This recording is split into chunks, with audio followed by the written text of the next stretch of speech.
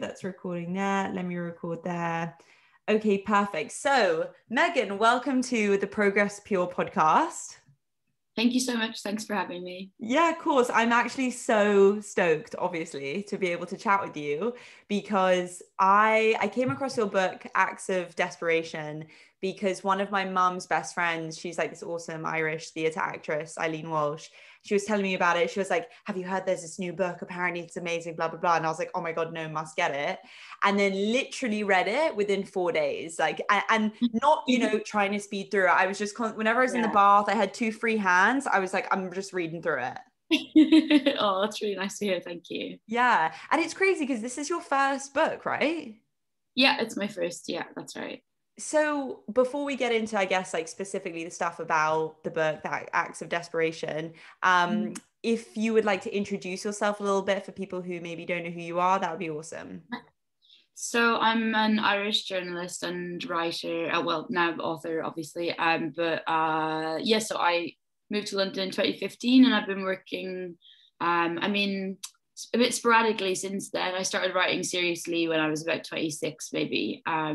With lots of stints of temping and odd jobs in between, but I started writing personal essays and opinion pieces back then, and did some performance events in galleries, and just sort of was building up my writing portfolio at that point, and then started to write this book in 2016, and it took me about 3 years. I've been working on that and editing it until now, really.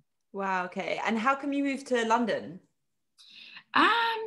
There wasn't really a good reason, to be honest. I had just sort of burned a couple of bridges in Dublin with like jobs and relationships and stuff, and I've been there since I left school, and basically I hadn't like really done it very well. I hadn't like made something of myself there really, and it seemed like I may as well try something else, even though I didn't feel super hopeful about like smashing it in London either, but I thought I may as well be somewhere else and not smashing it, you know what I mean? Yeah, I feel like moving city is always a good idea for that, like kind of like shake things up a bit and give yourself like a fresh start. Yeah, it was definitely the best idea I had in my life, probably. Yeah, that's a pretty big thing to say, best idea that you've ever had in your life, but fair, that's cool. So you're enjoying like living in London and you're happy being here? Yeah, I mean, it's been obviously because of COVID, it's been a weird experience, but because in usual times I'm not here all year round. Like usually I would be traveling quite a lot, and I would be back home in Ireland fairly regularly. So it's strange. It's strange to be here like all of the time now. Right. But yes, generally speaking, I'm very happy here, and all my friends and my life is here now. Yeah, that's awesome. And so, what we were just talking about before this, before I started recording, was the fact that until about 20 minutes ago, I thought Acts of Desperation was a nonfiction story. And because you've written it in this way, it's so real, it's so relatable. And I guess like really exploring this like toxic relationship that you have, but also the things that you learn about yourself within that, and also not just like a relationship with, do I pronounce it Kieran? Kieran, yeah, not just a relationship with him, but also your relationship with your parents. And I think it's written in such a like beautiful way that kind of like when I was reading it, there were times where I had to literally put it down and be like, fuck, I can't believe, like it felt like it was so personal, Yeah. And I think it was someone from the Times, a journalist, who described, you've been described as the new voice of millennial love. And so I wanted to ask, like, do you think that millennial love is kind of different from any other kind of love that like a generation has experienced before? Like, why do you think that it resonates? Because obviously it does, like the reviews have been so awesome. Like, yeah. Do you think there's a particular reason why it resonates particularly with like millennials or people going through these kinds of things right now? I don't know exactly, like I can never remember the exact demographics of what generation is which, so I know. I don't know if this is like also Gen X or Gen Z. I can never like keep them straight, but I think like relatively recently the difference for us, I think, is like it's not a given that you meet a person and spend the rest of your life with them, and that's not necessarily everyone's aim anymore. Mm-hmm. And even though obviously in the past not everyone did do that, it was sort of the generalized ambient like aim of society that was that everyone would do that. And I think it is a pretty recent development that people, and especially women, could openly say like, oh, I don't actually necessarily want that for myself. And I remember like yesterday I read this interview with comedian called Margaret Cho, and she was saying like it's meant to be this really disturbing, awful idea to die alone. And she said like, I really hope I do die alone, because I like living alone, and like that's the way I want to be for the rest of my life. So it's not a scary prospect for me, which I found really interesting. So yeah, I think that's maybe like one distinction for our generation is that lack of imperative, which makes things potentially a lot more fun and more interesting, and you know, creates its own problems, of course, as well. Yeah, it's that's really interesting about potentially like dying alone, or I guess that makes it sound like way more lonely than it actually is, in terms of just like, oh, just not getting married or whatever, and like not settling down. And it's true, like, so my mum is single, and one of her best friends is single, and they talk about, and not to get too spiritual about it, but they talk about how you're born into this world alone. Like, why is it such a bad thing that you're single? And it doesn't mean that you have to be actually alone. It's just you don't have to, no, not at all. you know. Yeah, and like, I mean, when I've been single, I was very rarely single until I moved to London, and then I've been single for quite long periods here. And when I have been, like, I see people like almost every night of the week. You know, I don't have like a sort of void in my life when I don't have a relationship, and that's been nice to realize. Do you think there's a reason why you is it like a choice of, I wanted to just be more single at this time, like when I moved and am in London, in comparison to potentially being coupled up, as it were, more so in Ireland? Well, when I moved to London, I had been in a quite like dramatic, like sad ending of something for me. It was quite a short relationship, but it was like a big one for me personally. And I think I was just sort of burned by that. And like, it wasn't that I wasn't into the idea of being with someone else, but I think I was just a bit too crazy from that breakup. And I did date people and had like, you know, what you could call relationships that lasted a couple of months at a time, but they weren't you know, they weren't, for me, they weren't like substantial real relationships. And then I did meet someone, and I was with him for 3 years, and he was great, and we were still very close friends. But actually I did make the decision to be single about maybe, when was it? I guess it was like, yeah, great timing, like January 2020. Yes, smashed it, yeah.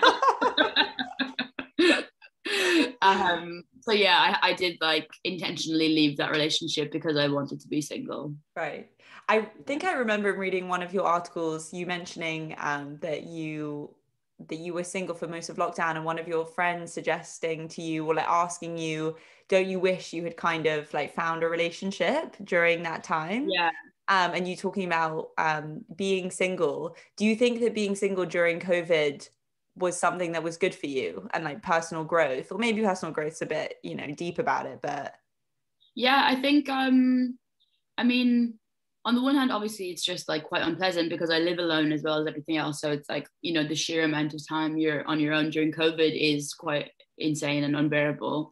But I did realize like, so yeah, it obviously like did go through my head, especially because my ex-boyfriend is still close, we're still such close friends, and he lives nearby as well. So it was like, oh, obviously in a way it would be really easy for us to just be together, you know, and that would make like the really hardcore lockdowns less awful. But you know, I know that would have been like a mistake and like cruel to both of us, and it wouldn't have been a good idea.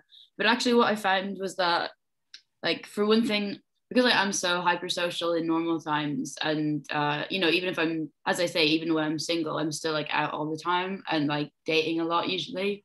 So it was kind of nice to like be made to learn that I won't die if I stay in every night, basically, which is like how I felt before this. Yeah. And also when I did date people in the like in the summer and other you know parts of the last year, I found that like because I live on I've only started to live on my own, during COVID, and obviously, as with everyone, your like home space became so much more important this year, Mm-hmm. and I found that I was like, rather than being like really relieved that someone was coming into my space and relieving me of my loneliness, actually I was a bit like, oh, you know what, I'm not, unless I'm in love with you and I'm like really head over heels, I'm not actually sure I do want someone in my space. Oh, that's interesting. And Yeah, so so it's not in like not as in, oh, I don't ever want anyone to be in my home, but just if I was dating someone basically who didn't live in London, so like had to stay with me for a couple of weeks, and at that point I was like, wow, no, I don't actually need company enough to like justify this dynamic, because I didn't want someone to be there all the time. Right. So yeah, I think I know in myself that it was better for me to be single than to like try and make something at work that wasn't going to work. Yeah, that's interesting, because I guess it forces you to kind of make that decision in a time where before it's so easy to just like go along with things, because if you're not, and it kind of makes sense, like if you're not in a situation where you don't have lockdown, if you are seeing someone and if you are seeing them intensely when things are open, it's like you can go to restaurants, you can be with friends, you can kind of like distract yourself with them, so you're not really forced to like spend an intense period of time with them. Yeah. But then suddenly Yeah. if they're in your home for a week, it's like, god damn, we've got to really like Yeah, I mean, I'm not sure that like anyone I like anyone enough to do that with them. I think if I was in a relationship when this started and we're living together, I would have to be super strict about boundaries and like being in different rooms and stuff like that, because it would drive me crazy otherwise. Mm-hmm. Yeah, totally. Do you think because you mentioned that you're a really kind of like hypersocial person, do you think you're more of an extrovert or an introvert?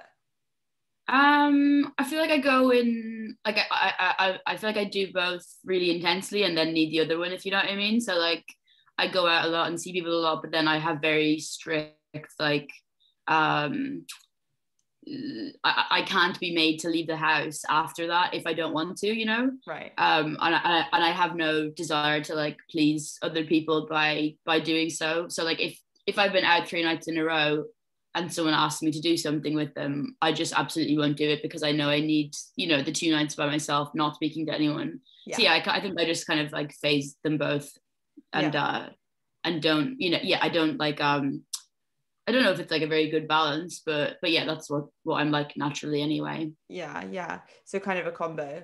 And so talking about acts of desperation, so you were saying that you started writing this, was it in 2016? Yeah, that's right. Yeah. And when you started writing, how did the idea come about? Was it like, I want to write a book, I'm going to start now? Or was it like, did you have ideas of something that you wanted to do and you started writing, and then at one point it kind of clicked that that's the path you wanted to go down? So what happened was I was reading an essay at this like performance event thing in, actually no, it was a Goldsmiths event, and this, my agent Harriet happened to be in the audience and signed me to her agency. Like this is before I published like some things, but not very substantial portfolio, and she and I were discussing ideas for a book, and then I think what happened really was that like I knew that I wanted the book, whatever kind of book it would turn out to be about the idea of someone, and especially a woman, like getting, obliterating their identity to be in a relationship, and like sacrificing, like willfully sacrificing all of their life outside of it. And that wasn't, I wasn't sure initially if maybe that would be like essays about that topic or what it might end up as. But then when I started to like jot down thoughts about it, I thought, oh, actually what I want to do is to like have one relationship that idea plays out through. And that's when I thought it would be a novel. And obviously I'd never written a novel before, and I hadn't written loads of fiction either, just a couple of like very, very small stories. So yeah, it was a new process. And why did you want to write about someone, like how you mentioned, of someone like basically obliterating their identity for the sake of a relationship, or somebody? Like what was in that you found like really interesting enough to be like, I want to really write about this? I think obviously, I mean, this is going to sound a bit grandiose, but like I think a lot of writers and people, like the question of what the point of being alive is, and like what well the opposite as well is like how can people bear to be alive when things are so awful, and those sorts of questions that are, you know, just like the perennial questions of life. They had sort of attached themselves to this idea for me because I had felt like even though I had like averagely good opportunities in my life or whatever, I had never really managed to like find an identity for myself that I was happy to like forge ahead with or like proud of or whatever. And that wasn't because I thought I was like worse than other people. Even I just felt like, oh, everyone else, even the people I don't like, seem to have some sense of themselves that I didn't have. And you know, and like being in a relationship is like one way to give a narrative to your life. So that was my experience of it. So that was why I was thinking about it really. And did you have any kind of relationships? Like, is there any, because obviously if you're saying that potentially if you found it hard to kind of like find or forge an identity, and then I guess it makes sense that if you find it hard to like have a solid, I mean, everybody, I guess to some extent finds it hard, but if you're finding it difficult to piece together what your identity is, it must be so easy to lose that in a relationship if you are also trying to like make them happy, or it must be kind of confusing as to who you are if you're constantly trying to fulfill their needs in some way. Did that and that's what I found is like one of the common themes of the book, and like I wrote down one of the lines with it because I thought it was so interesting and so relatable, where you say, yeah, if I agreed with his outrage and complained about the same things he did, we were by default teammates. And it just reminds me so much of like times where I've been in relationships and you just go along with what they say or like what they're doing because it makes it easier. Were you ever in a relationship where, or in not necessarily a romantic relationship, but in a general relationship where you found yourself doing that a lot, where you were just kind of like agreeing or going along with what people wanted to go along with because it made it easier and it made them happier, and I guess in the short term like sacrificing who you are to do that? Yeah, I think like,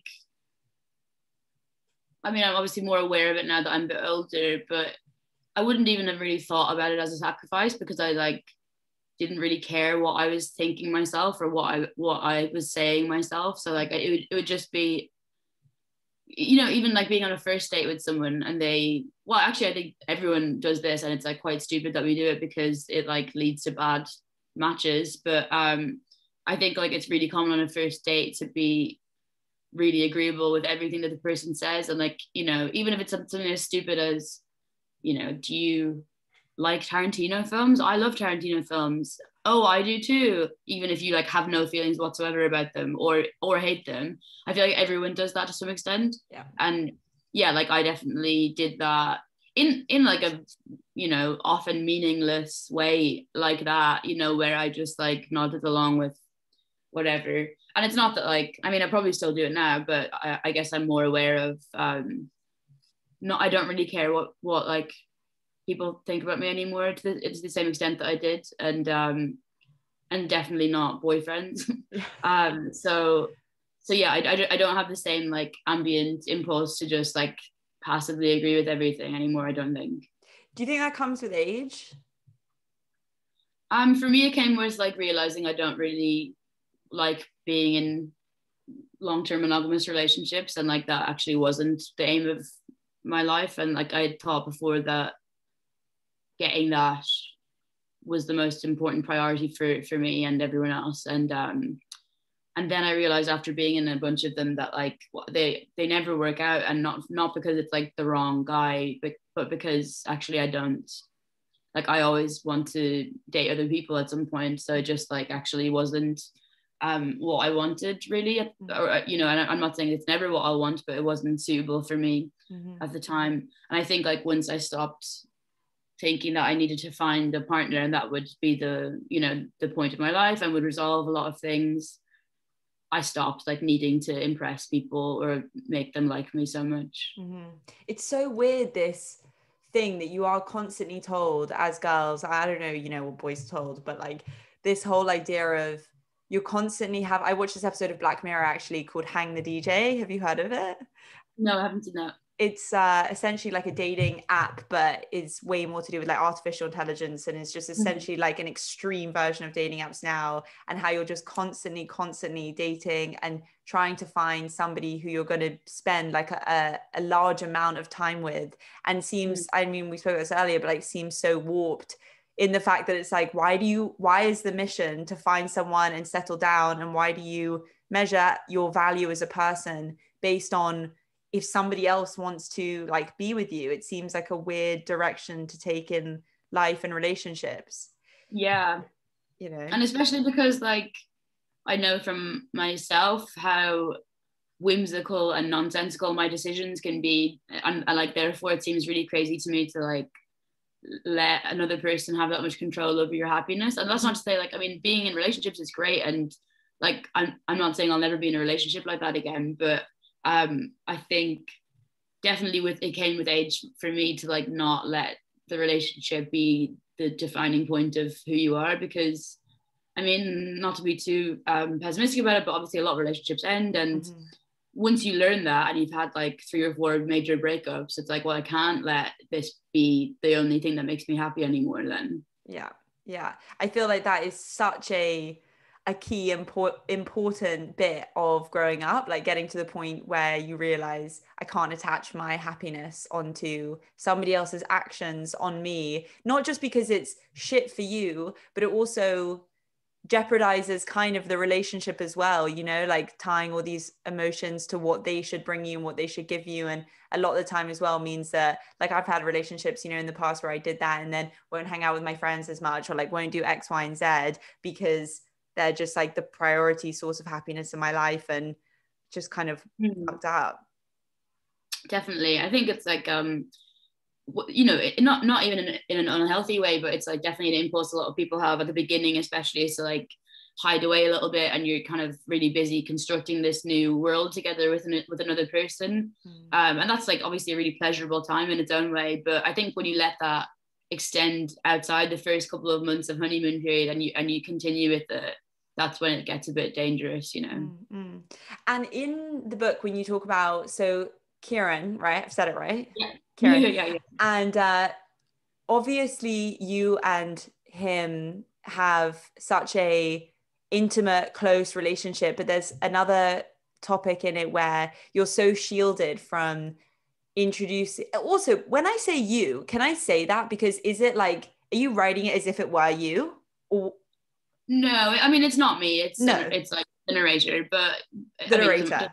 Yeah. That's what I'm looking for. All right, the narrator. Yeah. The narrator is trying to hide, you know, your relationship with Kiernan from their friends so much because their friends don't like him. Do you think that is something either that you've experienced, or just I guess a really big freaking red flag, that if your friends are like they don't like the person that you're dating, they potentially, because you're the narrator or that person is afraid that they're going to be ridiculed or humiliated by their friends in terms of talking about how they don't like this person, is that something that's key for you, that you think your friends have to accept that person or like that person? Yeah, I think obviously if I don't mean to I don't mean until now to have sounded judgmental about people who do happen to prioritize their relationship above other things. Like obviously that's not an inherently negative priority, and like some people just, that is what they want, and they want to have a family, and that's a priority for them. And like if that is your major priority in life, then maybe it wouldn't matter to you if your friends liked the person or not. And if it's not like severe serious reasons, and as in if it's not about the person being abusive, then maybe that's fine for some people. For me, my friends are like the, you know, after my family, like my direct family, my friends are the most important part of my life. So it just like logistically wouldn't work if I was to date someone now who my friends didn't like. It would like immediately fall apart, because I'm not gonna not see my friends anymore. You know, maybe at some point in my life I would have been happier to do that, but no, certainly for me, it would be a non-starter from the very beginning if my friends disliked someone strongly. I mean, it's not that they have to love the person, but as long as they can all just like get along fine, that's like the only thing really. And it is weird, this idea that we treat romantic partners differently to how we would our friends, in the sense that if we're just like looking out and like trying to be mates with someone, I feel like your criteria for are we going to be friends is pretty the same for every person. Like, do we have a great time? Like, do we get on? Do I trust them? Whatever those things might be for you. But then suddenly when it comes to like someone romantic, those are all like so skewed, and it's all about like, how do I feel? And all this confusing stuff, I guess it's all related to your childhood as well, of do they fulfill my needs in a specific way? And it's funny because I do feel like to some extent when you're dating someone, it should just be like, are we friends? Like, first and foremost, regardless of all the other stuff. Yeah, I think that gets lost in the, like, understandably gets lost because infatuation is such a powerful thing. And like when you are physically attracted to someone in a really powerful way, that totally like obliterates everything else for a while. And, you know, it does sort of make you forget about those other priorities that you would have with a friend, which is like, am I happy to sit around with this person, and do they take care of me and, you know, emotionally, and are they considerate about me as a person? Like, none of that really comes into it when you have this crazy lust at the beginning. And but I think that's why I think people like maybe just needs to be more open to the idea of like, you can have that and you don't need to like marry that person. You can just have a fling with a person and that's fine. And it doesn't need to be, I feel like people really often like make situations like force a category onto them that they don't have, like that they don't suit. So like, yeah, I think there's definitely been times where I've met someone who I'm really powerfully attracted to, and because of that attraction, I feel like, well, despite, you know, these downsides, I have to be his girlfriend because I'm so attracted to him. And now I would hopefully know that, you know, if we're not compatible as people, you can still have sex with them, and like if they also want to have a casual relationship, you can do that. You don't have to have a like, you know, long-term relationship with every person that you want to sleep with. Yeah. And even if you meet someone and you have, you know, a deep connection and you get on super well, whatever, if it does happen that you want to be with them and they don't feel the same way about you, I feel like it's not so much a thing of, oh, but we would have been perfect together, blah, blah, blah. It's like, dude, they didn't want to be with you. So that's like, you know, half the thing right there. Like, it never would have worked. Yeah, totally. I think like that's something that I always think too, where it's like, if someone like shows you at the beginning of your interactions with them that, say if like some guy that you're crazy about doesn't like your outfit or the kind of work that you do or your friends or whatever it is, and like in the past I would have been really agonized about that and like trying to figure out how to change whatever it was, and it's like, no, they're telling you that they're not the kind of person for you, so like you should just listen to them when they're telling you that, really. Yeah. And I do feel like people a lot of the time, unless they're psychopathic liars, they kind of tell you everything up front. You know, you hear people who get into relationships with people, and I actually think, I can't remember if Kieran said this to you in the book, but there was one time where something happened and I was like, red flag, where, I mean, there are so many freaking red flags, but a lot of the time people will say, if they do say, you're too good for me, or like, I'm not good enough for you, or I'm gonna fuck this up, or it's like, dude, listen to them. Like, they are telling you. And if you really believe that you wouldn't do that to someone, then you would never say it, you know? And if like, there's an argument that someone might be saying it to be a bit like bashful, like kind of romantic, but it's just like, why would you say something like that unless you kind of believed it on a level? Yeah, totally. And I think a big one of example of what you're talking about is like, and I've done this on both ends of the situation, is like someone who doesn't want a partner, or maybe they just don't want you to be their partner, and they tell you up front, you know, like, I only want this to be a casual sexual, or, you know, or just not monogamous or whatever thing. It's never going to be a real relationship. And you go like, okay, and you continue to sleep with them and think in the back of your head, well, you know, eventually they'll come around because I'm so great and the sex is so good and we have so much fun together. So like, why wouldn't they want me to be their girlfriend or boyfriend? And like, I've like listened to that being said to me and continued to sleep with the person, and definitely thought like, it's going to change at some point. And then also I've done it myself as well, where I've made it super clear to a person, but I have continued to see them, probably knowing myself that they believe it will change, you know. And I think that's a really hard one, because on one hand you sort of think like, you know, if you communicate that to someone, that you only want something casual, and they say, okay, I fully hear you, you kind of have to like take their word for it. But then it's like a kind of a guessing game whether they sincerely believe it or not, you know. Yeah, 1,000%. Like my last boyfriend, which was like, we went out for like 3 months, I can barely call it that, but like my last boyfriend, the second time, well, after we slept with each other, he goes to me, by the way, like, I'm not looking for anything like serious, like, I really have to be casual. And I'm like, okay, cool. And then and then I was like, okay, cool, so this is casual now, like we've defined it as casual. And then like about like a month and a half later, he was acting all boyfriend. He was like, no, I take it back, like, so I think a lot of time people do say shit and they don't really know what they want. Yeah, definitely. And of course, like, you can change your mind, because people are great, and you know, you might just like start to like them more than you thought you would. But yeah, I mean, it's such a messy business, and it's like all this confusion is like why, you know, we end up hurting each other so much, but without ever meaning to. And that's part of what I was interested in the book as well, is like, you know, neither of them, even though like Kieran is ostensibly the sort of more malign of the two people, like neither of them set out wanting to like fuck each other up or like hurt each other, but they do such disastrous things to one another anyway, you know. Yeah.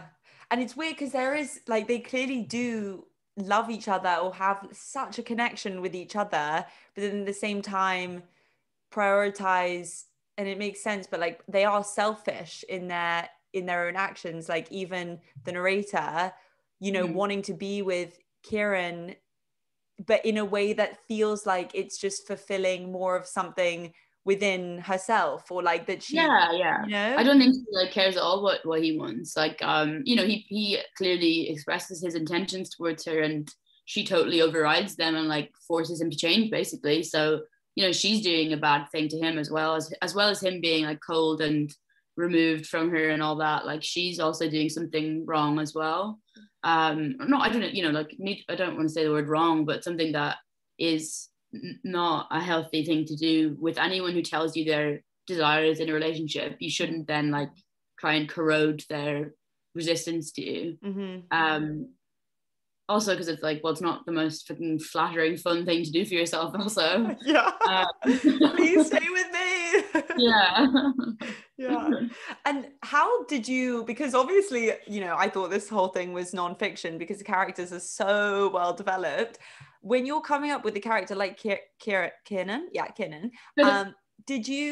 what is the process like? Do you have to really write down everything about him and like get to know this person before you even write, or how does that work? I didn't write down like everything about him in advance, but I sort of had a picture of him in my head, as in what he looked like, and then because I was just imagining that opening scene with them in the gallery, and I sort of had an idea of what he looked like there.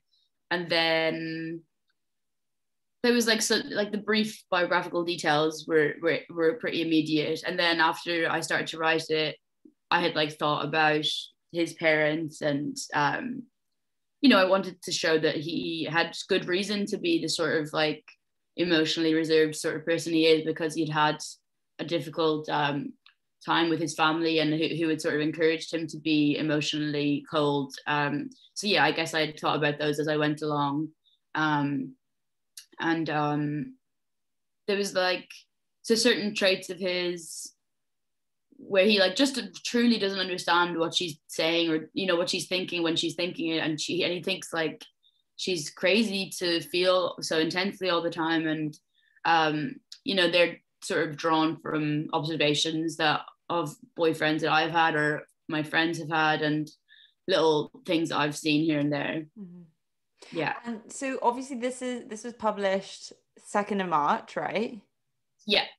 And so it's been exactly a month. That's cool. It's been exactly a month since it's been out. Has the response been like insane? Because it seems like you've had an insane response. People are obsessed with your book. Were you expecting this kind of reaction at all? Did you know this was coming? No, but like, to be honest, I mean, people think I'm being a bit like false modest or something when I say this, but I genuinely didn't think about what how people would respond for some reason. I don't know why that is, but I think it was just sort of surreal. So I didn't really imagine it, you know. Like I had thought about people I knew reading it, and you know, was excited for them to get copies of it, but I didn't really have a sense of anything else beyond that. So yeah, it was quite like just very overwhelming and weird. Yeah. It was like too much for me to really take in the first week or two, but then since things have calmed down a bit, I was able to, like, you know, read the reviews and enjoy it, and try and take it in a bit more. Right. And so now you're just kind of like rolling with the times and just seeing Yeah, how it just like goes. the first couple of weeks, it was really like, for me, back to back interviews, and obviously I've got no experience with them, and it just was too much for me. Like, I'm not the most mentally stable person at the best of times, and like having like no bit of the day where you're not sort of presenting yourself to other people was just too much for me. So I wasn't really able to relax at all for a couple of weeks, you know. Yeah, that's mad intense going from not, you know, you haven't published, I mean, you said you published some things before, but like your first book and then just being taken into having to do interviews with people all the time and also just like talking to new people a lot. That must be like Mm. really overwhelming and like a weird thing to get used to. Yeah, and just because also obviously it was all over Zoom, and I had like my first face-to-face interview the other day, and that was fine and felt like normal, because as I say, I'm a really social person, but I guess when you're doing all this alone on Zoom, it just felt really alienating, you know. Yeah, yeah. Yeah, that's crazy. So a couple of other things that I wanted to chat about was, okay, firstly, this story, Karl Tanzler, Mm-hmm. is Yeah, that yeah, yeah. true? Yeah, that's true. Yeah, yeah. So do you mind just telling a little bit about like that story Yeah. and then I have a question within that, like what that story Yeah. is? So I think it was an episode of This American Life that I'd heard it on first, but I can't guarantee that. But it was some podcast anyway, and the story is about he was a medical professional, but he wasn't a real doctor. This guy Karl Tanzler, I think it was in I can't remember the details offhand, but I think it was Miami maybe, and he began treating this girl who was a TB patient, and she was very young and beautiful, and he became obsessed with her, and she died of TB about a year or two into the treatment, and he was obsessed with her still, totally in love with her, and basically he paid for her, as her family were poor, he paid for her mausoleum and burial and all that stuff, and then he dug up the corpse and like did a very ham-fisted like amateur embalming process, and then he just kept her in his house and like, you know, took measures to make the situation less like grotesque than it was, but probably not very successful ones given that this was a long time ago. And then he was like caught and, you know, prosecuted for it because a neighbor of his saw him dancing with her body in the window of his house, and then they took the body and like put it up for a show in public after that happened as well. So it was just like a litany of crazy stuff. That is so insane. And yeah, there was one that was so weird to imagine him dancing with her body. Yeah. But there's you write it seemed to sum up all the ways in which men could take you without your permission and turn you into something you had never been, which had nothing to do with you. And I think that a lot of women can relate to that. I definitely read it and it's weird. Like I read it and I was like, gosh, it feels so true. Like I do feel like there have been relationships or flings with people, whatever, and I've kind of become this person that is so irrational, or like we were talking about, getting a lot of my happiness from them. And then I look back on, I'm like, I can't believe I kind of became that person. But I think to the same extent, it's like, to what extent do you allow yourself to become that? And like, do you enjoy this weird, like twisted process of becoming someone else or like reliable on them? And I just wanted to ask, like, what you meant on that, and if you could expand a little bit on that. Yeah, I guess what I was talking about was like projection in romance really, and like you know, I think one of the most like uncomfortable ways that I can feel is like if someone is telling me that I'm something that I'm not, and a lot of the time with men and with relationships, that's like positive things. So if someone's, I don't know, people like need to idealize you in relationships and like say that you're great all the time, even when you're not great and you are doing something wrong, or, you know, you are being a certain way. And I always found that really uncomfortable when people would like deny that you could be doing something wrong. Because it's like, well, you shouldn't have to think that I'm perfect to love me. So the fact that you are saying that I'm incapable of doing anything wrong just suggests to me that you won't love me if you really know what I'm like. So it's sort of about that, I guess. And just also like, yeah, I don't know. I mean, we all do it. It's not exactly like it's not like a specifically gendered thing, but I guess like men have more ability to like be aggressive in their approaches to relationships. So like you know, if I like want a boyfriend who's a cool artist who dresses a certain way, I can like buy him nice clothes and suggest that he's like a bit different than he really is. But that's sort of all I can do. And I feel like in certain relationships, because men are more likely to be the powerful party in a relationship, the way that they can, you know, suggest that you change is a lot more aggressive than that sometimes. You mean like verbally being like, you should wear this or you should do that, rather than... Yeah, I feel like every boyfriend I've ever had is like, well, except for my last boyfriend who was an angel, but you know, like found fault in like how I presented myself in some way, and like thought that I should like dress a different way than I did, and like, and wouldn't be like, you should dress different, but would be like, why don't you wear this kind of thing regularly enough that I was like, because that's not what suits me, and I can't be the sort of person that it does suit. So like, now I know that you want to be with that sort of person, and that's really annoying to me, you know? Yeah, it's mad when you think that how much that happens and how kind of an impossible task it is to not actually lose yourself when you're with someone, like, period. Or not necessarily lose yourself, but I guess it's difficult because it's like, to what extent do you lose your identity, but then at the same time your identity is going to partly become who they are as well, you know? And I guess if you're potentially in like a good relationship, it should maybe be like a 50-50 split. But does that sound really fucked up, like a 50-50 split of like, of your character, you're half them and half yourself? Because I honestly, I don't know many like solid relationships where the people are both just fully encouraging and embracing of each other to just be themselves, live their life. I feel like you have to be like a very, very strong person with a lot of self-esteem and like security in order to really let someone be themselves in a relationship. Yeah, definitely. And like, that's part of why I realize that it's not what I want right now, because I don't have the strength to like, I mean, I've never tried to be in an open relationship, but I don't think that I can do that either. I'm not sure, but like the idea of that is what I would want, like objectively, is to let someone go and do everything that they want to do, and not restrict their freedoms in any way whatsoever.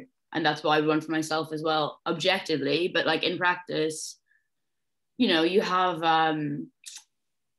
apart from like the proprietorial instinct about like not wanting other people to have sex with your partner, it's also like, I don't know, yeah, like seeing someone that you love and care about more than anything else be out in the world without you, and like experiencing life in a way that has nothing to do with you is like painful. And I don't know if I can do it. Like, I sort of suspect that I'll probably end like, you know, that the format of my romantic life will be like having a series of long-term relationships and then being single in between them. And like, that's just what I expect for myself, because I don't want to be with one person for the rest of my life, but also I don't think I'm really capable of doing the really progressive kind of open relationship either. Do you think like what you're kind of thinking what will happen in future with your relationships, do you think it mimics your parents in any way? Yeah, yeah, I mean, they're not together, but they are both married though, and they have been for a long time to other people. But yeah, I mean, I guess like when I was growing up, they were both, you know, single with spirits of being with other people. Yeah. I'm just curious because whenever I talk to people whose like parents are together or whatever for a long time, they're like, yeah, I'm gonna get married and we'll be with each other forever. And I'm like, okay. Yeah. You know. Yeah, I definitely think that's true. Like a lot of my friends who have separated parents, it's not a given for them that you get married and that's it, you know. And you know, it's very obvious to us that that's not gonna happen to most people. That's like, no. And yeah, like I definitely had that sort of tension with my ex a little bit, because he does come from a normal like nuclear unit sort of thing, and we would have discussions about certain things, and I would realize, I was like, oh, your perspective is just like totally different from mine, and neither of us know that, and because we don't verbalize it, because it seems so obvious to each other. Right. So like, yeah, just stuff about, for instance, like moving in together. Like to me, moving in together is just like a thing that you might do, and it might be really fun and nice for a while, and then it might end, and like that's how I look at moving in with someone. Whereas like for my ex, you know, it's like a series of steps where it's like you meet someone, you fall in love, you move in together, and then you get married. And so it like seemed like a much bigger deal to him than to me to move in with each other. Right. Give an example of like the kind of different perspectives we had on things. Yeah. And so out of curiosity, you spoke about open relationship. What are your, I do find open relationships and polygamy fascinating. And you said you don't think you would be able to do it. What is your perspective on them, especially if you're saying that potentially, and I agree with this, you don't need to like settle down, you don't have to meet somebody, like you can just have like a fling with someone. Do you think that what do you think, I guess, about open relationships? Yeah, like as I say, like I would like to be able to do it. It's just not something I've ever tried before, but I guess like I was thinking about it recently, and I was thinking about how whenever I've considered it in the past, it's like being applied to someone who I already was monogamous with for a couple of years. So like I think it might be a really different feeling if you like started out as an open relationship rather than like trying to apply it a couple of years into a monogamous thing. Just so that like your methods of communicating and understanding this person were always that way. Whereas I personally think it's a bit dodgy to like go from monogamy into the open relationship thing, because I think that, you know, you've got all these set up habits with the person that it's really stressful to undo, and it just seems a bit fraught to me. But yeah, basically it's something that I would be interested in doing. But the fact is that most people aren't interested in doing it, which like narrows your possibility of doing it substantially, which is why I think like, you know, if I fall in love with someone tomorrow and they wanted to be in a monogamous relationship with me, I would just do that. But I would be open with them about the fact that I don't consider it to be a permanent thing in my life, probably. Maybe I'll be wrong one day, and like, that's great and that's fine. But I guess like, I don't have the thing anymore where, you know, like when you fall in love when you're younger and it's like, oh, we're going to get married and have a lot of babies, and you like have these fantasies together. And I don't think like I would ever engage with that with someone anymore. Do you think that because the whole like your first love and like when you first fall in love with somebody is so different, I think, to relationships or I mean, I've only really been in love once, which was like my first relationship, but so for me, I don't really have like a clear I don't have a clear opinion on the subject. But do you think that, I spoke to my mum about this, and she was saying that she thinks that first love is so different because it's like before you've really been hurt or experienced any of that stuff, so you just like give yourself so much to someone. Do you think your first love is different from any other kind of love that you have later on in life? Yeah, or for me, I found that like the first two relationships I had that I was in love within, which were like when I was 17 and 20, you know, so separately, two different people. Both of those had the same quality to me of that, where like with my teenage boyfriend, because we broke up and it wasn't like, it was like for like good, not heartbreaking reasons. So I left that feeling like not like I still had faith in love, and like I didn't experience a sort of horrible breakup where someone cheated or something like that, you know. And then I met my boyfriend when I was 20, who I was like really head over heels with, and he was you know, my first like adult relationship, serious relationship.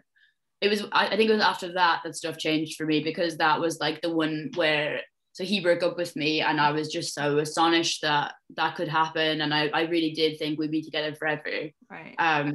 So I think that was, yeah, once that was like I was like disabused of the notion that if I fell in love, then I was going to be with them forever, then everything was different. But and yeah, like with him, it was probably the last time that I was really able to like shamelessly be open about like how intensely I was feeling about him, and you know, be really cute and like make each other fucking mixtapes or whatever, and like, you know, really lean into all that stuff. And after it, I definitely was always like, if I really liked someone, I was always more, you know, wary to not show it so much and to be careful about it and all that kind of thing. Yeah. And do you think that's still true? Because obviously, like through the experience of dating, you learn a bunch of things, and maybe that's changed how you think about marriage or being someone forever or blah. But so it does sound like after having gone through a bad breakup, now you're potentially more do you think you'd be more reserved when you meet someone, or like how quick you are to kind of like invest or tell them that you like them or whatever because of going through a No, bad... I'm almost the opposite, because I don't really care that much if it works out, basically. Yeah. That's a really horrible thing to say, but like it doesn't, like, because like I do have my own life now, and like I have a job and I have my friends, I've got a place to live and a pet, and you know, I've got like my own thing going on.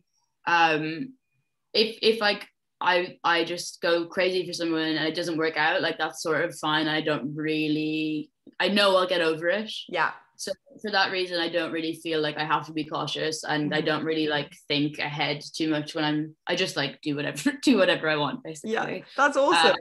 You know, I'm not insane. Like if someone's not responding to that, I won't tell them I'm in love with them. But yeah, I think you can like sense the vibe, and like if you're both really into it, then like why not do that, you know? Yeah, totally. That's a nice reminder, because I think there's so much like dating advice out there that's like, don't, you know, show your cards too quickly or whatever. But at the same time, it's like if you have other great stuff going on in your life and you're actually okay with the idea that this could end and you're going to be fine, then like you may as well just love somebody how you want to love somebody. Yeah, exactly. And also like if your communication style is to like text loads and be really affectionate, and the person is like, oh, again, that's like someone telling you that that's not the right person for you then. So like if I did that to someone and they responded badly, I wouldn't be like, oh no, what an idiot I am. I'd be like, okay, well, you know, that person isn't for me then, because they don't like the way that I am naturally. And as we kind of wrap this up, just a couple more questions that I want to ask you. Do you, obviously now I know the book isn't written, you know, about like really from your perspective, it's not you, but do you feel like it was cathartic in some kind of way, writing down these things, or thinking about the relationship that the narrator goes through, and kind of, because I guess so many people relate to it, so yeah, it's very relatable to people on a lot of different levels. Did it feel like that? Like it was like you needed to write it, or anything to kind of like help you work out things about yourself or relationships, or was it really kind of separated? Yeah, I think because I mean, as I say, obviously it's not based on like one relationship I had, but it was, you know, based on feelings that I had about my earlier 20s, when I like really needed to be with people, and was like, you know, that was my only priority in life, and that had led to a series of very bad decisions and breakups and relationships and blah blah blah. So writing the book was like a way to, you know, like she ends up at the end, it's not like a happy ending where she's like singing and dancing and everything's great, but the end is like her on her own, and she's about to try and start life on her own and not do that anymore. And I think that was, yeah, it was like important for me to write the progression of her moving past needing to be with Kieran and having that like next step ahead of her, because that was where I was also at the time. And do you have any, this is always a bit of a hippy dippy kind of question, but like, do you have any, so most of my listeners are people aged between kind of 23 to 27.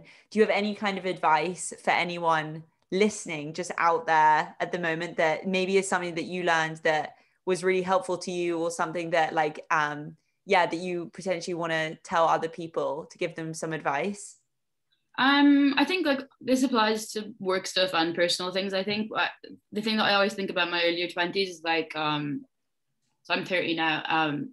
It is like I went around for so many years assuming that I was worse than everyone, and not unreasonably in a way, because you're the only person who's privy to like all your own faults, and like everyone is so flawed and you do have terrible qualities, and it's not crazy to like be aware of them. But because you're the only person who can see them and you can't see everyone else's, I like approach situations within my career and personally where I like by default assumed that everyone was better than me, and that stopped me from doing a lot of things that I should have been doing. And in terms of like career stuff, you assume that like everyone who already has a job in the field you want to be in is so clever and so talented, and like actually a lot of people who are successful for not very good reasons. And you know, you aren't necessarily worse at these skills than the people who have the job already.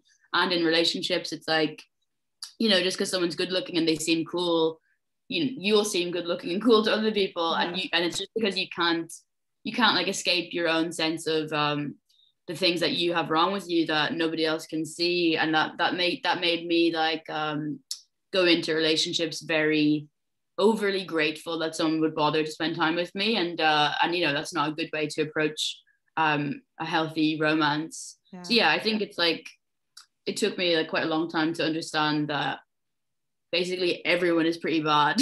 Yeah. You know, like everyone, if you could really see inside of everyone that you feel sort of cowed by, you would be horrified probably. So like, I think it's good to, I mean, I love people. I'm not saying this from a cynical place. Like I like the whole point of my life is hanging out with people basically. But I think, yeah, we just like don't really realize that in any concrete way, that people are so flawed and that you're not the only one who's sort of disastrously you know, wrong in the world. Yeah, which is so funny because I guess that's also why, and this sounds basic, but like why it's so nice getting to know people, because there's always such a distance, or like there's always a wall, you know, when you first meet someone, because you have these impressions of them or you're kind of like judging them, I guess, based on like versus yourself. And when you actually get to know somebody and like you said, find out what their flaws are, or like that everybody's going through shit, it's funny because even though that's the shit, that's the stuff that like connects you to people and like makes you feel like you're not the only one going through life basically trying to figure out stuff. Like everybody is also trying to do that, which is valuable in itself. Like imagine meeting someone who wasn't going through shit, they literally have no friends, you'd be like, fuck, you're so annoying to hang out with, you know? Absolutely, yes. Yeah. And so I'm sure you get asked this question all the time, but do you think, I mean, and literally you wrote it, it's published a month ago, like I'm not going to get on your back about writing another one, but do you want to write more books and everything in future?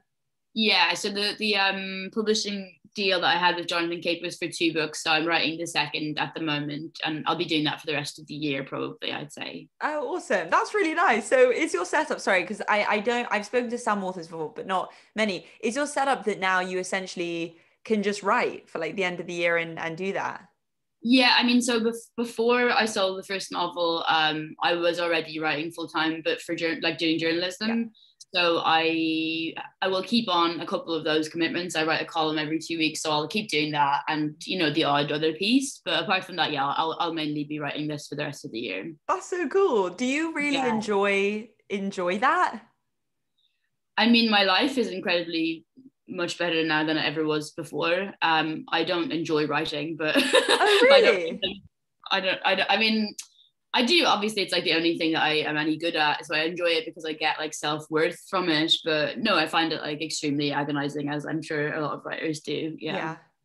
That's really interesting. But I mean, you know, it's not like it's like infinitely better than me having to do some job I'm not very good at. So you know, I'm very grateful for it. Yeah.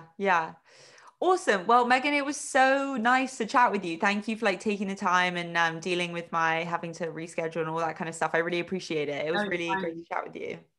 Good to talk to you too. Thank you so much. My pleasure. I will end the recording here.